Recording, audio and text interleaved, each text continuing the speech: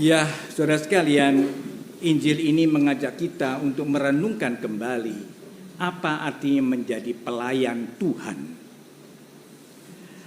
Di dalam prakteknya, baik di dalam keluarga maupun di dalam masyarakat dalam gereja, bukan kelihatan pelayanannya, tapi lebih kelihatan sebagai fungsionaris.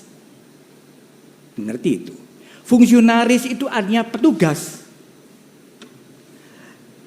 Dan petugas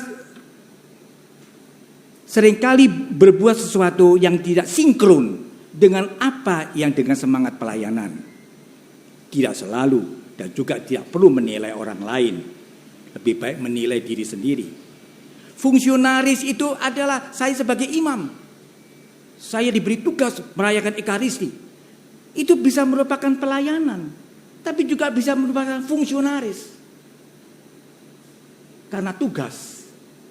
Apakah jelek sebagai fungsionaris? Itu tidak jelek. Tetapi bukan pelayanan. Nah, contoh di dalam Injil ini. Bukan menjadi fungsionaris itu. Tapi sebagai pelayanan.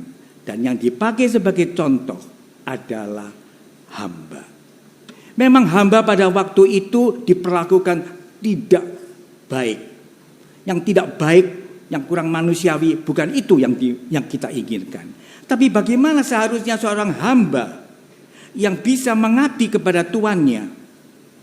Yaitu bahwa hamba ini melakukan semuanya dengan tulus, dengan baik. Dan tanpa mengharapkan bahwa tuannya itu nanti akan memujinya. Syukur kalau memuji. Tidak memuji tidak apa-apa. Tidak gelo. Kok fungsionaris gelo? Karena prestasi. Kalau aku misalnya kalah sebagai fungsionaris dengan lain, iri. Masa saya kalah? Kalau pelayanan tidak ada kata itu. Ini yang paling penting. Masa Anda sebagai istri fungsionaris dalam keluarga? Sebagai suami fungsionalis. Makanya berkelahi. Karena istri mengatakan, siapa sih lebih mengabdi keluarga? Bayaranku lebih tinggi dari kamu. Itu fungsionaris. Makanya gegeran. Tapi kalau kita ini, iya saya sebagai istri dan saya sebagai suami, bagaimana saya ini bisa selaras? Bisa tidak salah paham, bisa saling mengisi, bisa bukan saling menyalahkan. Itu kuncinya. Kalau masih saling menyalahkan dan tidak mau disalahkan, hati-hati, kamu hanya fungsionaris. Tetapi kita lihat kalau ada kesalahan, bagaimana way out-nya? Begitu. Kalau istri kehilangan kunci, jangan dilok-lokno. Iki anumu biasa niki. Gini kelihatan gini. Loh, ojo ngomel. Bagaimana aku ditolong untuk bisa mencari kunci? Kalau kunci ndak kene, ndak bisa nang gereja iki. Nah, jelas toh? Jadi kalau sebagai suami, ya betul mangkel dalam hati ini. Iki kebiasaan istriku iki ngene. Tapi ya di mana tuh kamu dilihat sambil ditolong? Ndak di mana iki makani. Ngomongin lebih akeh daripada diperbuat. Hati-hati dalam keluarga itu. Jadi di sini jelas mau ditekankan sederhana saja. Jadilah lebih setia. Lebih-lebih dalam pandemi ini. Tidak ada orang satupun orang yang membanggakan. Aku lebih hebat, lebih kuat, lebih apa sekarang. Tidak ada. Semua dibuat sama.